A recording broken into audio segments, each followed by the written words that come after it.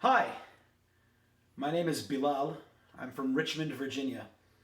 And this is supposed to be a video, my response to the coronavirus and how I feel about it and how people are reacting to it and what's being reported in the news and by the government and all these things.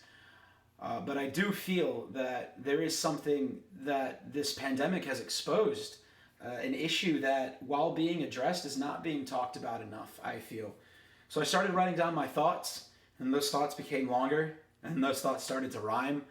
And then, well, I'm just going to get into it. So how do I feel about what's going on with the coronavirus? A lot of us are waking up to troubled reality. A virus is spreading, claiming casualty after casualty, persistent and impressive in its fervent and relentless spread across the world with nothing to impede its excess invasion of every nation. People of every station attacked and infected as they wait for vaccination. And then what? For every person tested, 10 are caught up in the contact while the rest of us panic because we bought up all the cleaning supplies so we can best sanitize our lives, praying that we won't be the next one who dies. Sure, everyone tries to justify this change to our lives as we react and adapt and struggle and compromise, but we don't all have that precious luxury of working from home, away from society. Too many people, drivers, waiters, nurses, and cashiers, the grocer ringing up your toilet paper, bread and beers, janitors, retailers, servants of service industries, these will be the people brought to their knees by COVID-19. They don't have the freedom or even the choice to stay home. These jobs, they need them to struggle by, a trash can bonfire to huddle by because the world around them can't seem to hear them cry in the cold. And you need them just as much, even if they won't shake your hand because a single touch could kill them. Would you kill for them, fight for them, or is the service worker beneath you? Do you abhor them? Director boards are underhanded, leaving their people stranded to make a choice. Come to work as the boss demanded or stay home and protect you and yours from infection, but sacrifice financial security, your pension, your protection from the apathetic debt collector. The service worker suffers from unique indenture. We call it unskilled labor. But I'd love to see my neighbor, the stockbroker, work at a warehouse as a favor and do their job for just one day and take advantage of seeing from the inside just how these folks are famished, how the gun is brandished, how quickly these jobs can vanish if someone wants to take care of themselves over the established laws and bylaws that keep them locked in steady pace. God forbid one cog's allowed to fall out of place and throw a wrench in the machine. God forbid they be seen. Heaven help us if we treat people like people. What do you mean it's for the good of the shareholders? Have you seen the stocks dropping like rocks, stripping your bookie down to his socks? When are we gonna stop? When are we gonna learn that the American promise that all success was earned was a sham built by people already at the top, who then implemented systems to make sure we stop chasing our dreams, living out our best lives until the virus claims us all, until nobody survives? Will a global pandemic serve to expose the endemic systemic oppression capitalists built? Is that the trick? Let's all get sick. It's bad enough that we're all scared. Nobody gives a damn if companies get back one share if it comes at the cost of the person on the front line, catching bullets and hail so their bosses can make a dime. So, how do we as artists, one at a time, as siblings and friends, compatriots caught in wartime, find time to paint and write and create and make rhymes to stave off the frustration that this nation provides until this all subsides? That's a difficult question. To set aside panic, invite creativity back in. To do that, the art we make must combat the system that looks at the man in need and sees fit to dismiss him. So allow me to finally turn this vitriol and rage and anger and frustration into words on the page and wage war. Yes, war against the powers that be that would insist we put aside the need for creativity and get back to work. Guys, we gotta get to work, put the pencil to the tablet, shove our hands into the dirt, and make something powerful, something unprecedented, something that countless other artists before us did.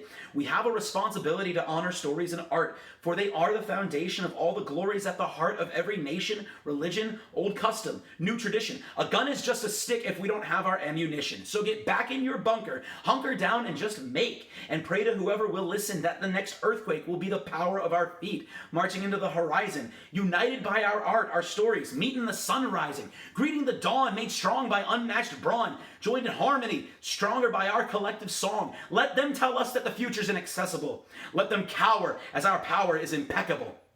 Are we not a nation whose ideals are predicated on the idea that all good people were created to pursue happiness, the core of liberty and life? Have those dreams been bastardized by senseless strife in the service of those with silver spoons in their jowls? It's time to make these people throw in their towels.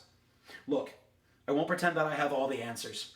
I've been so goddamn frustrated by the brutal cancers that have already been plaguing our working class that I took it upon myself to step out on the grass and write something, anything, to help this time pass, to give myself some hope that this horror show won't last. This virus, this pandemic, this global monstrosity is most adversely affecting those ruled by the grandiosity of people who don't understand the value of time because they'll never run out of it. They hear us whine and cry and lash out, and as they throw their cash about, literally burn their dollars as this insistent rash outbreak ravages their country, the only damages they seem to check are their offshore wealth caches. The status quo is finally going away. And it's our job to make sure it stays that way. Every day that follows this insanity, we must give to our people the guarantee that from would-be tyrants and despots we will be free, while they watch their wealth run down the drain into the sea. We are human beings, righteous as the air we breathe, and we deserve basic human dignity. By virtue and providence of our very existence, we must maintain insistence in the face of their indifference that every single person deserves to feel secure in their own person instead of downtrodden and poor. Make art, tell stories, be united, stay hungry for a better future, a better tomorrow for our country, and don't stop fighting. Keep on reading and writing, bleeding and striving. By cheating the system, we're surviving on our own 2 feet, bearing the burden of expression on our shoulders, hands locked, firm in our aggression against the powers that be. We are essentially relentless, our strongest in the throes of entropy. Challenge the order. They are spineless. We are righteous. If it takes catastrophe to wake them up, they can fight us, defy us, just try us. The people will supply us with power in numbers. I dare Congress to deny us. How can we possibly go back to how things were when this global outbreak was the perfect exposure of how broken our systems truly are? We cannot. The folks in charge must see their situations fraught, their machine is shot, and we certainly will not go gently into that good night.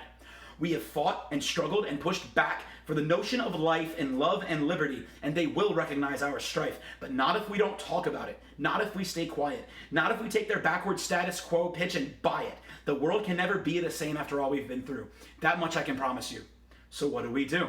As I've said at least a few times in this refrain, keep up with your friends, swap stories, play a game, and don't stop making art for the sake of your sanity, because art and stories are the foundation of humanity.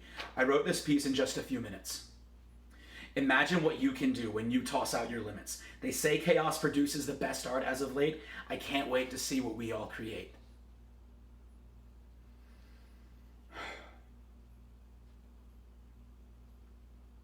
There's your answer.